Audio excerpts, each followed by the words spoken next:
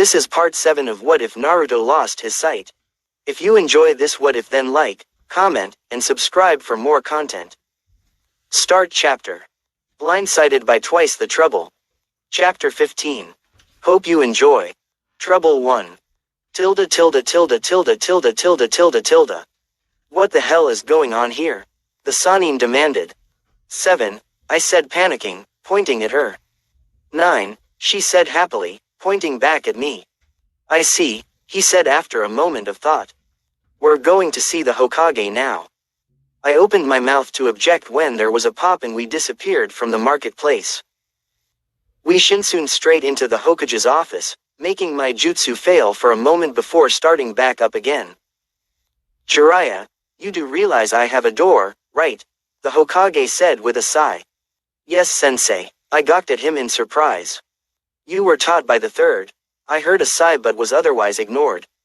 You do know that door is there to be knocked on? He asked him again. My hands are a bit full. I can see that. Care to explain why? I found Naruto here, running for his life from this girl. And who is she? Fu, she piped up. I'm from Taki. You're here for the exams, right? Yep, made it to the third exam. Congratulations. Would you care to explain why you were chasing Naruto? It's my job, she said simply. She then continued before they could become worried about it.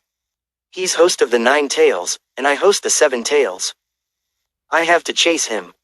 Well, that makes more sense. The Hokage continued smoking his pipe, acting like me getting chased by a foreign ninja across town was normal. I said as much.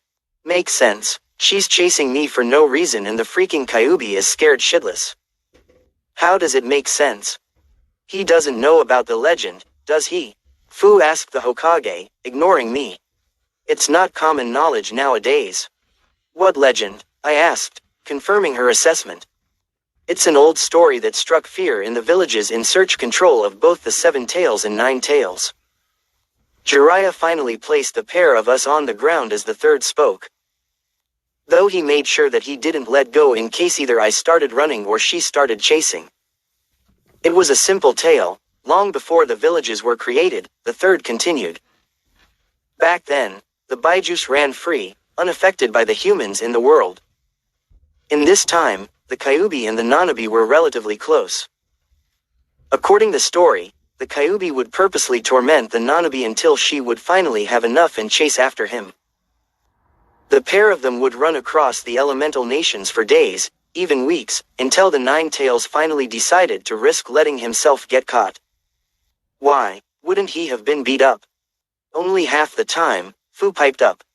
The other half, they'd get busy. Busy doing what? You know, they were getting it on. Huh. They were screwing, Jiraiya finally stated. What, they were building something? Sensei, has Naruto been giving the talk yet? I'm guessing not, he answered. I'd have to ask Kakashi. Well, he should probably be here anyways, so you might as well summon him. Might as well. He made some sort of gesture followed by the almost silent swish of fabric as an Anbu left to find him. While we wait for him, we should talk about your trying to catch Naruto. First of all, let me say I was chasing him more to freak out Kyuubi-kun than anything, Fu said. I felt the tailed beast in question's fur prick angrily. He doesn't like being called that, I stated. He should get used to it because it's either that or Ku-chan. That's just demeaning, I said for the Kyuubi. Guess I know what I'll call you from now on, Ku-chan. Stop it. Never. You're always so childish. Because you're always a self-righteous prick.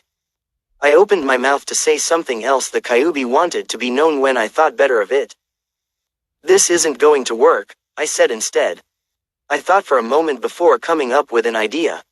Not bad, considering. Now you'd have to convince the Hokage to let you do it. Hey Gigi, if I make a clone with the Kyuubi's chakra to let him talk, would I get in trouble? What? The Hokage blinked. Well, he wants to bicker with Nanabi and I don't like saying stuff I don't understand. So if I make a clone with his chakra, it would be more his clone than mine. And why would you think this is a good idea? Well, I'd have search control of the clone and could poof him as soon as he does something funny. But he could still contribute to the conversation. One question, whose idea was this? Jiraiya asked nervously. Mine. Not the Kyuubi's, right? Yeah, why? Alright, I'll allow you to do this, but only after I seal off the room, Sarutobi said. Won't Kaka-sensei be locked out? Only people inside the seal would be locked in. Anyone can come in if needed.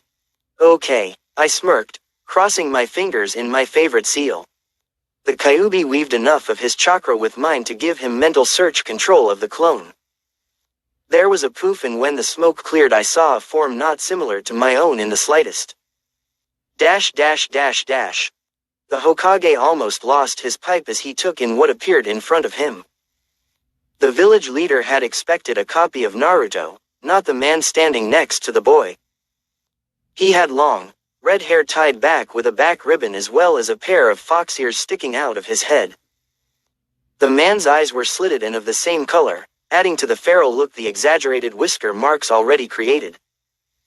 He was dressed in a black silk top that resembled a decorative kimono, along with a pair of red baggy pants almost hiding his bare feet. That's better, he said as he began to stretch. He yawned slightly, his animalistic canines flashing as a bright orange tail flicking out from behind him. Feels good to have a real body again, even if it's a puny human form. Why don't you look like Naruto? The Hokage asked, still startled. Hedge, there was no way I was wearing that. He motioned towards his host in disgust. I might be a demon, but I still have standards. You have a tail, Naruto said. I'm a fox, foxes have tails. Didn't you pay attention in school?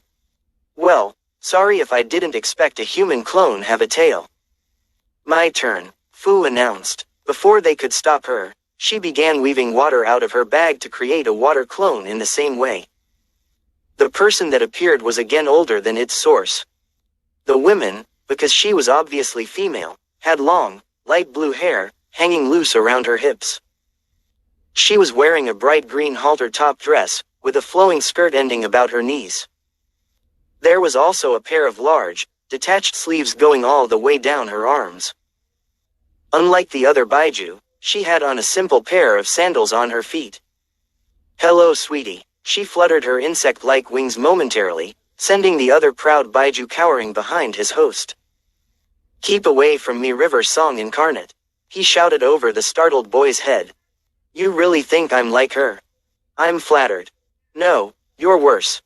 You're going to regret that, she said through an evil smile. She lunged at the fox only for him to dive behind the Hokage's desk. They continued to race around said desk, taunting each other throughout. At least it's not me. The stunned man heard Naruto say as everyone watched the two run. Who said that? Fu taunted, making the young boy freeze. But, they're over tea there. So, I wasn't chasing you just because the Nanabi wanted to.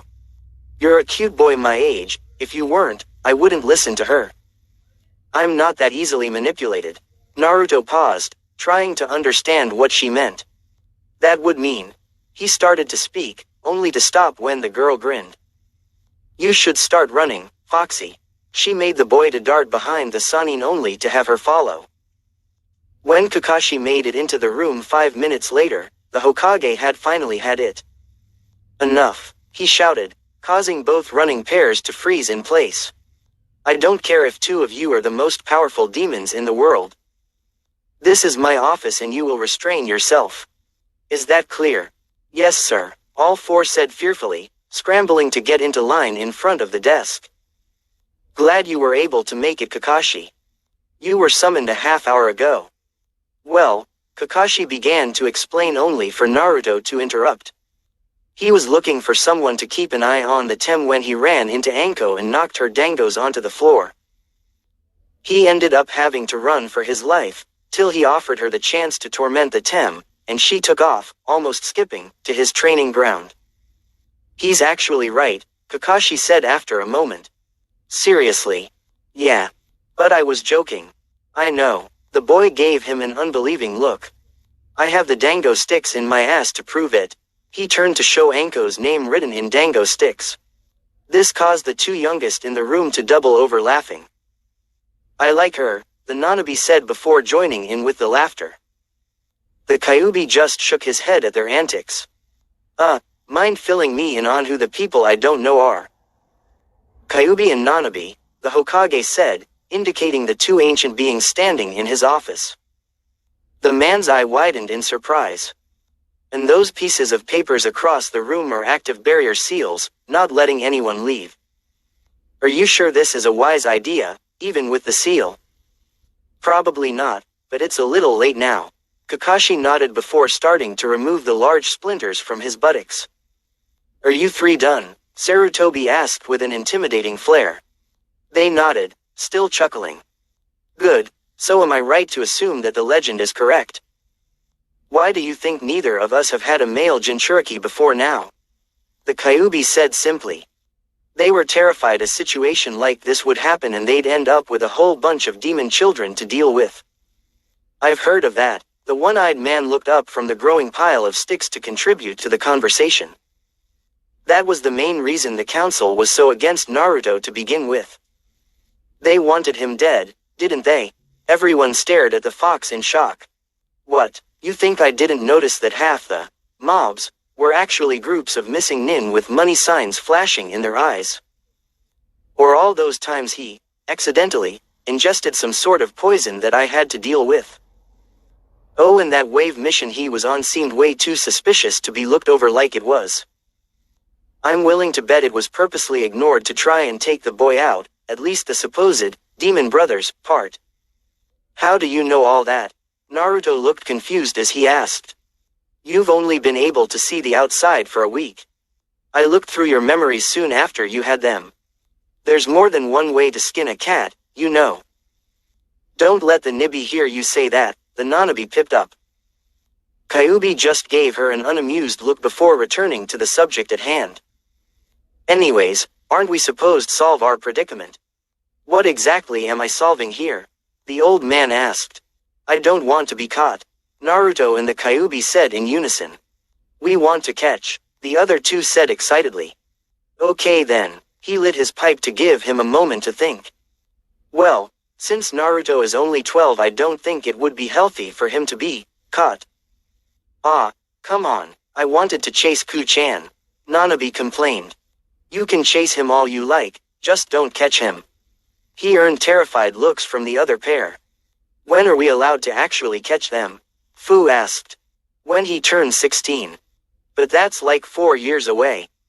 Closer to 3, the Hokage explained calmly. He'll be 13 in a couple months. But. No buts, he's my ninja so my word's law.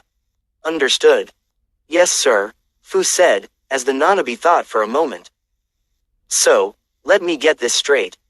I'm allowed to chase them, but not catch him. Not in your traditional sense, no. Then why would he run? Give him a new reason to do so, he advised. If you can't catch him, do something else. Mess up his hair, steal his weapons, force him to buy you dinner. Something that won't result in the traumatization of one of my ninja. I like it, Fu said with a plotting smirk. I don't, Naruto moped. Kid, you're lucky you got it as easy as this. Kyuubi sounded almost mournful at this point. Enjoy it while it lasts. And on a related note, the Hokage started getting everyone's attention before continuing. Kakashi, has Naruto had the talk yet? Well, considering I haven't talked to him about it and I highly doubt Iruka has, I'd have to say no. Have no fear sensei, Jiraiya exclaimed loudly. I will explain everything to the boy. Jiraiya, I don't think that's a good. Kakashi was cut off by a poof, indicating a shunshin. But when the smoke and leaves cleared, the two were still standing there awkwardly. The seal. The Kyuubi waved a hand towards the paper in a bored fashion. Oh yeah, do you mind sensei? The old man sighed as he put his hand over a seal on his desk and flashed his chakra enough to let the pair out. As soon as they disappeared, Kakashi sighed. Hokage-sama, do you really think that was a good idea? He asked, his face looking as if he thought otherwise. Yes, the boy needed to know, and who would be better to tell him? Almost anyone, sir. He gave your sensei the same talk. That's why I'm concerned. The man with the hat gave him a strange look. Do you remember what his wife would do when she got mad at him? She'd chase him around town with a spatula. And if she was still mad the next morning, she'd decide to have bagels and bananas for breakfast, and he'd be traumatized for the rest of the day. Is this going somewhere? Almost there. And why was he traumatized by bananas and bagels? Because when Jiraiya gave him the talk he used props. Oh. Congrats, you just traumatized the boy you were trying to prevent from being traumatized. That poor child. Sir. The Hokage turned towards Fu, indicating for her to continue. Can I leave now? I have training to do. Oh, yes you may. Just make sure the Nanabe's back in your seal. She nodded, dispelling the hedged clone just as said Baiju was about to complain. I'd best be going too, the Kyuubi said, eyeing the mint-haired girl wearily. The farther from her I can get, the better. That and my host being traumatized is bound to be hilarious. You sound way too happy about this. The Hokage eyed the fox with suspicion. How else am I supposed to be entertained? He shrugged before turning towards Kakashi. And Cyclops, don't worry so much, he's going to drive that Hyuga prick insane next month. Bye, he said before poofing away himself. The two adults remaining sighed in relief. Remind me never have two Baijus in my office again. I will try, Hokage-sama. Now Fu, before you go, I'm sure I don't have to tell you not to let the Nanabe out like that without my permission. Am I right? Don't worry, I'm not that stupid. Good, and the arrangement between you and Naruto is to be kept a secret. I won't tell anyone. The Taki Council would have my head if they knew what I was planning. I don't doubt that. You may go now. Thanks. She skipped through the door as Kakashi made a peace sign and disappeared out the window. I'm getting too old for this, he said with a sigh as Naruto's shout was heard across town for the second time that day. Far too old. End chapter 15. Start chapter 16. Blindsided by twice the trouble. Chapter 16. Anyways, hope you enjoy. Trouble 1. Tilde tilde tilde tilde tilde tilde tilde tilde. Exclamation mark exclamation mark exclamation mark exclamation mark. The next day. Naruto, unlock the door. I heard Jiraiya shout as he banged on said door unmercifully. He'd been out there for probably 5 minutes now trying to get in. I just sat on my bed, the thought of moving not even crossing my mind. He can bang on the door till the Chunin exams were done and over with, I still wasn't letting him in. Go away, I shouted back, you're an asshole. Are you still mad about yesterday? I didn't say anything, which was apparently all the answer he really needed. That was something you needed to know. No it wasn't, go away, I heard him sigh on the other side, pausing in his abuse of my already weak door. Oh come on, it wasn't that bad. In answer to that I got up and picked up the bunch of bananas that I threw away yesterday, and proceeded to chuck them out the window towards my perverted teacher. Judging by the faint splat I heard a few seconds later, they missed their mark and hit the ground. Just like Minato, I heard him mutter under his breath before raising his voice. You know, I can break this door if I wanted. Do it. I will. Enjoy the waterproof paint and the itching powder. The Sannin stalled for a moment. You rigged the door didn't you? Jiraiya said, not bothering to phrase it as a question. I don't know. Why don't you break the door down and find out? Jiraiya huffed in agitation. You know what, fine, I'll leave you alone, he said, a few footsteps echoing on the walkway outside before the paused. But I'll be back. Don't bother, I shouted back, hearing him sigh again before his footsteps resumed, taking him down the stairs. Wow, if I knew the talk was going to make you this upset, I would have told you myself years ago, the Kyuubi mocked in amusement. Shut up, I said as I flopped back onto my bed. I don't need to deal with you right now. No can do Kit. Why not? I asked with a groan. Guess what day it is? Tuesday. And last Tuesday you did what? That. Prank on Ebisu. And why did you prank him? The deal I made with you. Correct, for once. So today is also the day that I start to mentally torment you until you prank someone. I groaned even louder. It wasn't even 9 o'clock in the morning and I already couldn't see how this day could possibly get any worse. I should have let him break the door, I muttered to myself. Unless that door was a lot more impressive than you led him to believe, then it wouldn't have stopped me. I hate you, I said, earning a chuckle from him. Ah, I hate you too, he answered, in a tone way too enthusiastic for his own good. I hate you, I hate Jiraiya, I hate pretty much everything right now. You're learning quick, I sighed angrily, which only made him more amused. Fine, I'll bite. Why do you hate everyone? Because you're all disgusting, I said, glaring at nothing. I mean, that's what everyone's obsessed with. I thought it was just naked girls, which was kinda weird, but still, at least it wasn't something so disgusting. You said, disgusting, twice. Anyways, it's a fact of life, Kit. You can't really condemn us for it. Yes, I can, it's gross. You're just too young to appreciate such things. No matter how old I get, it will still be gross. You keep believing that, he said. This probably not the best time to say that the Nanabe is technically my sister. My jaw dropped in surprise and disgust. Are you kidding me? Nope. That's even worse. For humans maybe, but we view things a little differently, he began to explain. There's only 9 bijus, so if we want to have some fun we either do so with each other or find a human lover, which none of us would be caught dead with. Or you could, I don't know, not do it. The QB only laughed. So naive, it's actually kinda adorable. I'm not being adorable. So you think, he said, continuing to chuckle to himself. Anyways, I suggest getting some sort of prank ready because I'm just going to continue till something hilarious happens.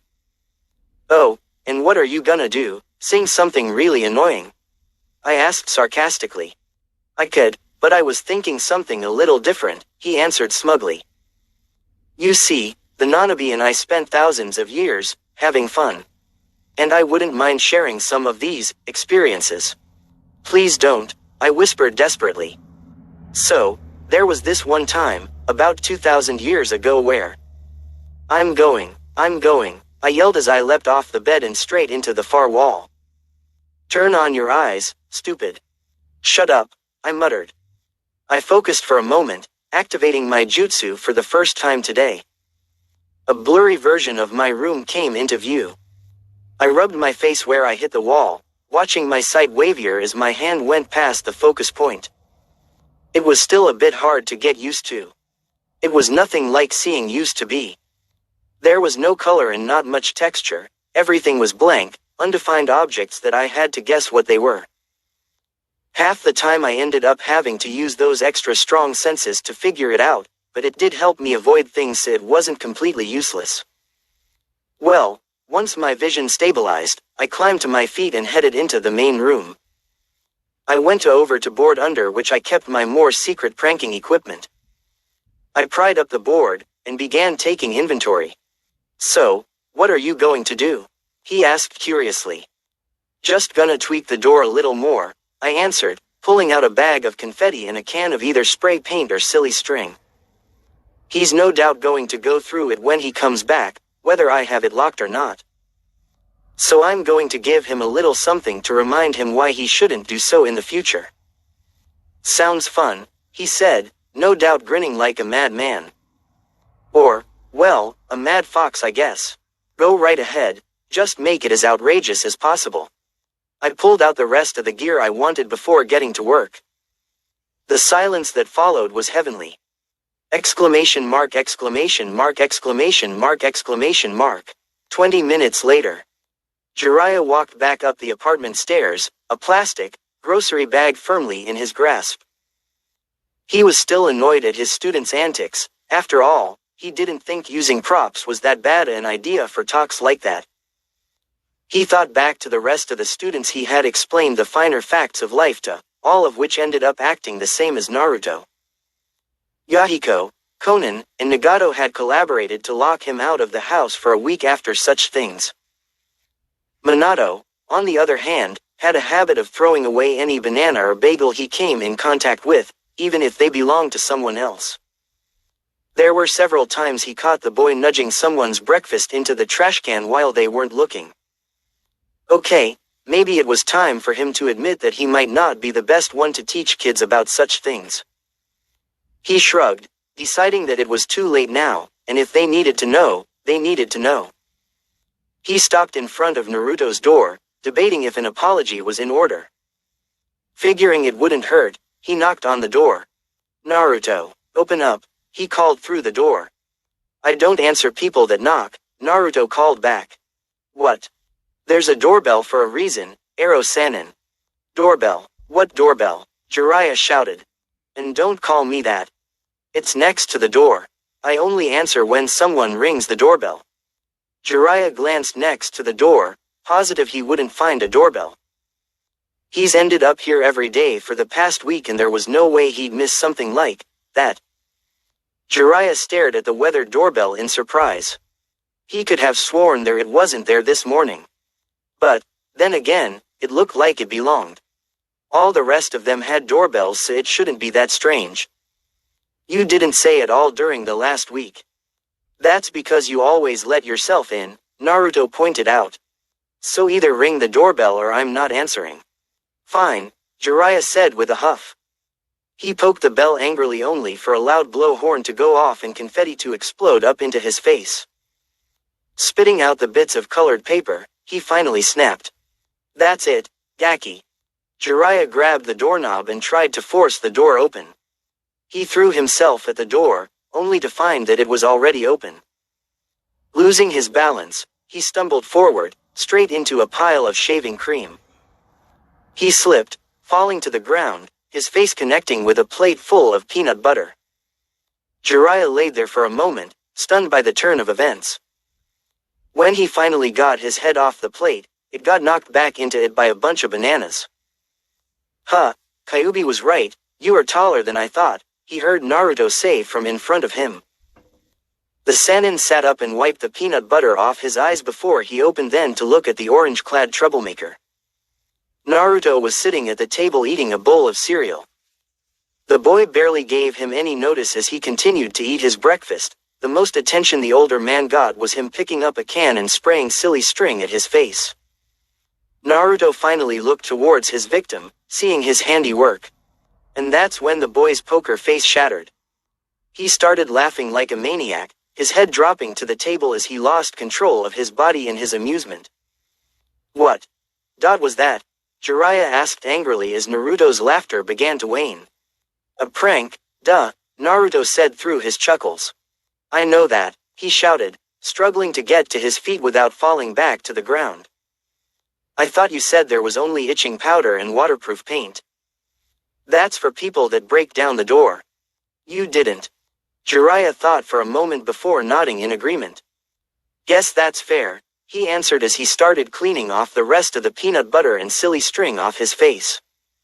"Does that mean we're even?" "That depends. Are you going to give another talk?" "Not for a while yet." "Then," Naruto paused dramatically. He made Jiraiya wait almost half a minute before he pulled a cord hanging near him, which instantaneously dumped a bucket of bright orange paint on his sensei's head. "Yep, we're good."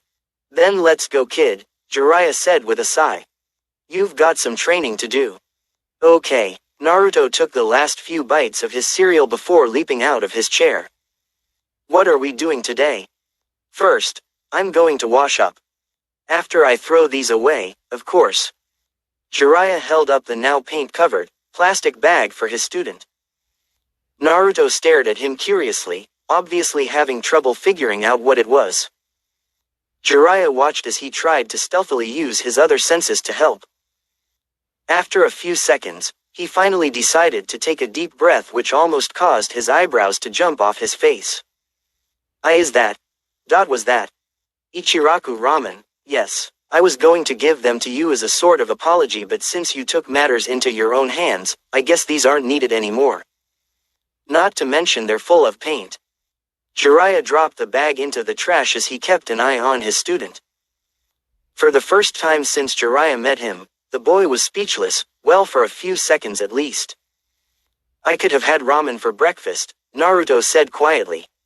Yep, but you ruined it for your own petty revenge, Jiraiya said sagely. Now I hope you learned something from all this. It's all my fault. Yes it was, but did you learn anything? It was so young. Wait what? My poor ramen. Naruto, are you? I'm so sorry, Naruto yelled, falling to the floor in despair. Oh for Kami's sake, Jiraiya rolled his eyes. He grabbed the boy's arm and pulled him to his feet. Come on, you can mourn your meal later.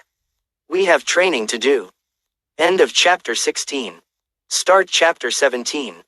Blindsided by twice the trouble. Chapter 17. Trouble 1. Tilde tilde tilde tilde tilde tilde tilde tilde. Exclamation mark exclamation mark exclamation mark exclamation mark. Next week. I already told you no, I told the fox firmly as I walked down the street. I was exhausted after the training and I still had grocery shopping I had to do. The food Kakashi-sensei dropped off did last a while, but apparently 2 weeks was the limit. I don't think you realize how this works, he exclaimed angrily. You see, you're supposed to prank people so I don't mess with you. Therefore, if you don't prank someone, you won't be able to think straight for a week. And last time you had me prank someone 3 bowls of ramen were destroyed. I'm not willing to risk such a loss again. And it was hilarious. No it wasn't, it was tragic. To you. So I'm not pranking this week.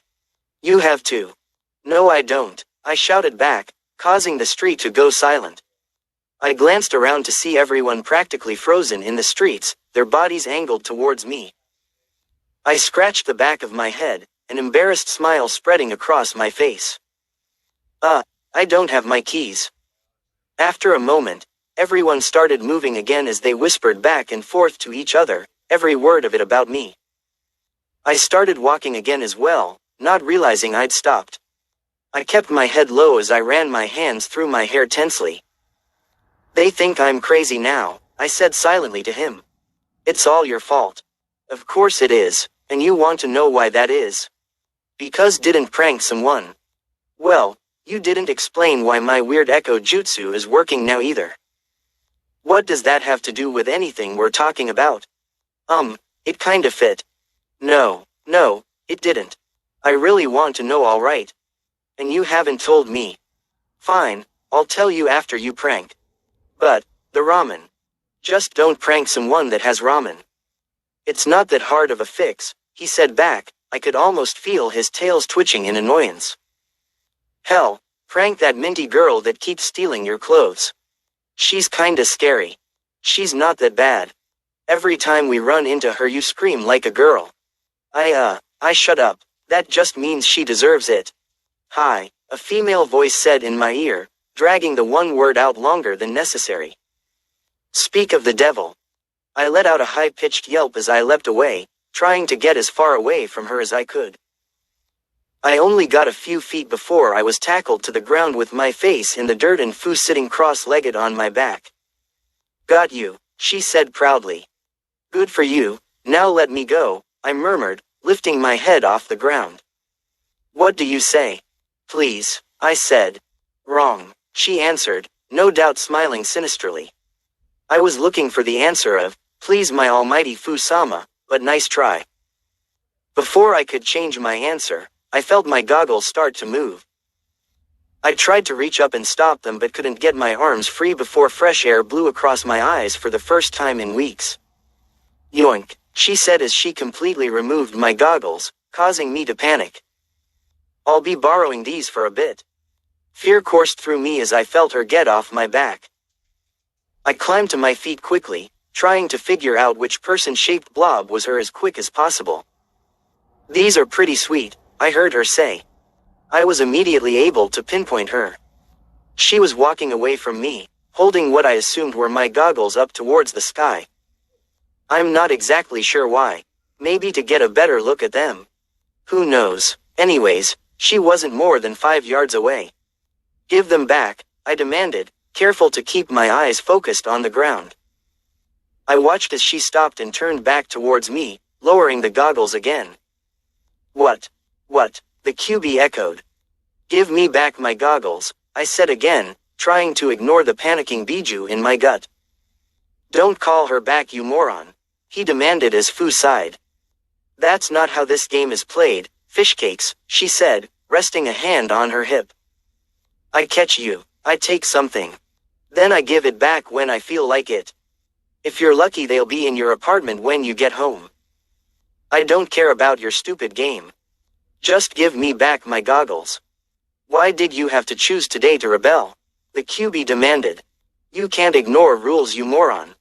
Shut up, I'm not talking to you, I shouted at the fox, getting an angry grunt in response before I turned back to Fu. And you, those goggles are important to me. I seriously couldn't care less what you take off me, but those are off limits. How can they be off limits if I already have them? Just give them back.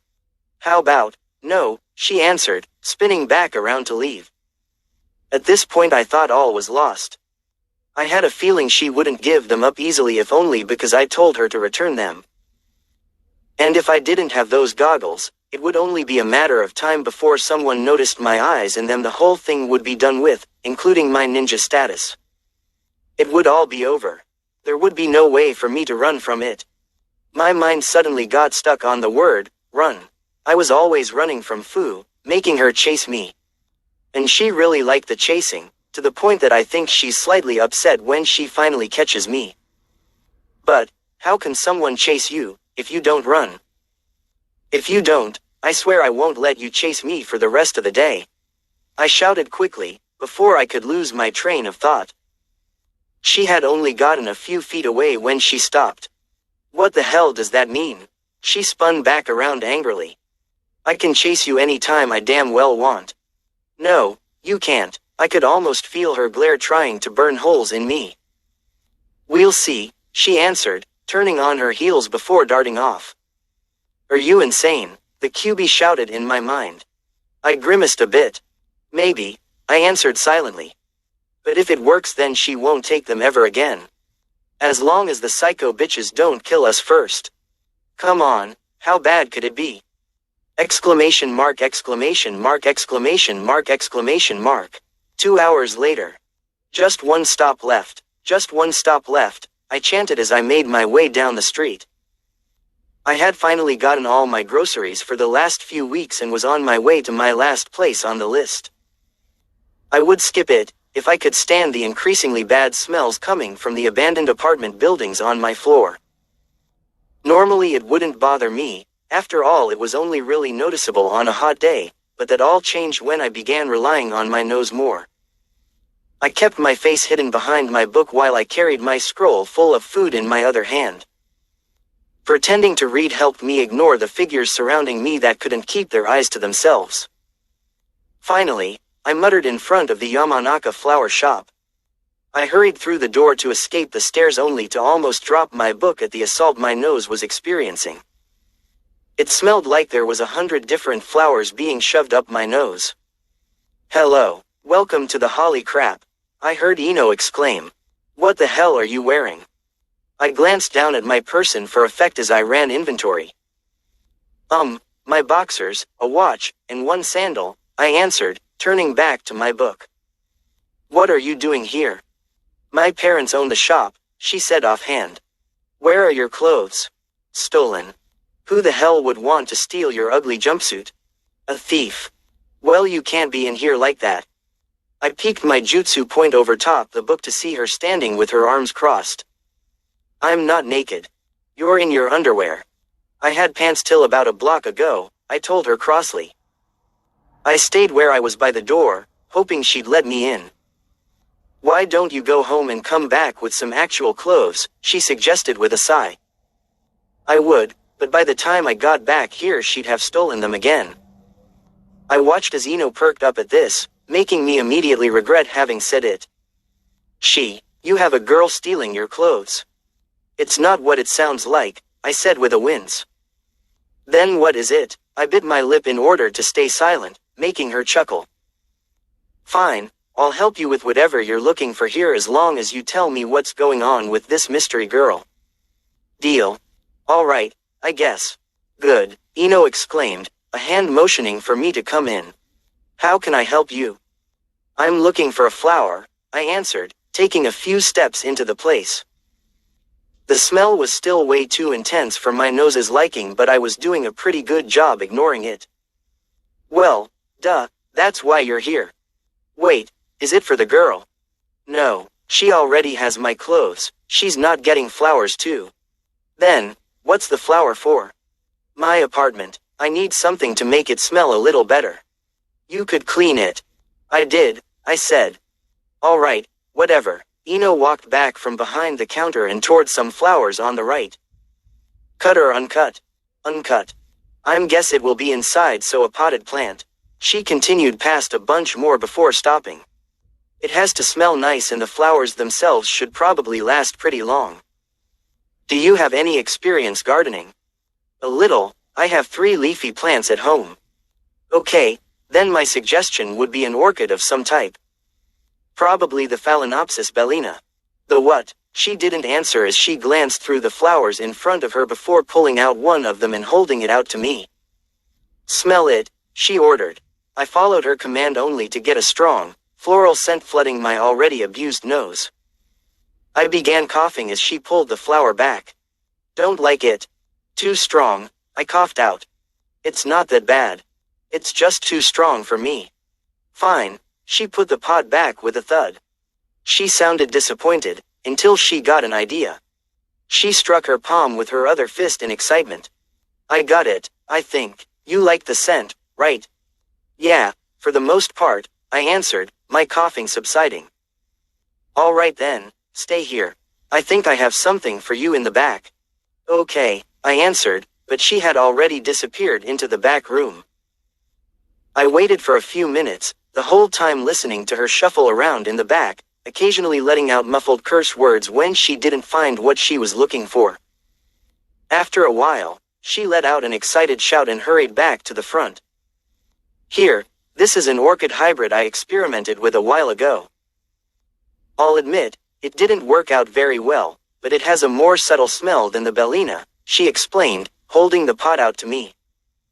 I took a tentative sniff, not wanting it to assault my nose again. But it was just like she said, the smell was almost identical to the bellina, yet not as strong. It's not particularly pretty, so I've been trying to get rid of it for a while now. If you want it, you can have it. I don't care how it looks. Is that why you've had your nose stuck in that book this whole time? Yeah, I answered, that, and training. Something about listening to my other senses. I shook my head. Anyways, how much for the flower? Just take it, it was never put on sale, so consider it free. Seriously? I asked in astonishment. Yeah, as long as you buy the supplies for it here, Ino said slyly. Oh, and you still have to tell me about that girl.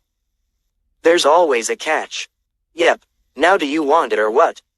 I sighed in defeat as I placed the scroll under my arm and took the plant from her. What do I need? Exclamation mark, exclamation mark, exclamation mark, exclamation mark. 20 minutes later. My nerves were shot. After I had told Ino only as much as I could get away with, I had to leave the safety of the shop once again. In the process of getting home, my other sandal was stolen, leaving me in only my boxers. Of course I was surrounded by people staring at me, but I didn't back down. The only thing that would have made me run was if Ichiraku's was giving away free ramen. And maybe an invasion. I dragged myself up the stairs, having abandoned my book shield about 5 minutes back. Instead I kept my eyes down and focused on the steps. I stopped halfway up, getting a whiff of someone smelling like water and beetles over that of my orchid. My fist clenched as I used all the willpower I had to force myself to continue climbing the stairs again. When I got to the top there was no one there. In fact, the only thing strange was an object sitting in front of my door. When I got closer, I noticed it definitely smelled of her. I bent down cautiously to pick it up, finding it to be a very familiar shape. My fingers ran along the curved edges of the goggles almost lovingly before I put it back where it belonged. You are one lucky little bastard, you know that, the QB pointed out. This was the first time he'd spoken since I challenged the tacky girl. He wouldn't admit it, but it was scaring the fur right off him. If anyone else had tried that same gamble, they would have lost. Epically. Even you, I asked as I opened my front door. Are you kidding? My luck isn't that good. Nanabe got most of it. Whatever, I said, placing my flower on the kitchen table. Just so you know, I'm exhausted, so I'm going to put my groceries, get dinner, and going to bed. Sounds like a plan, he muttered, sounding just as tired as I was. What about the pranking I'm supposed to do? I opened my scroll, releasing the objects inside. After today, I think we've had enough crazy ideas for 1 week. So you're letting me off the hook? It's more like I'm considering that stunt you pulled to be close enough to a prank to satisfy the weekly quota. Yippee, I said unenthusiastically. I think I'd prefer the pranks. End of chapter 17. If you enjoyed this what if then like, comment, and subscribe for more content.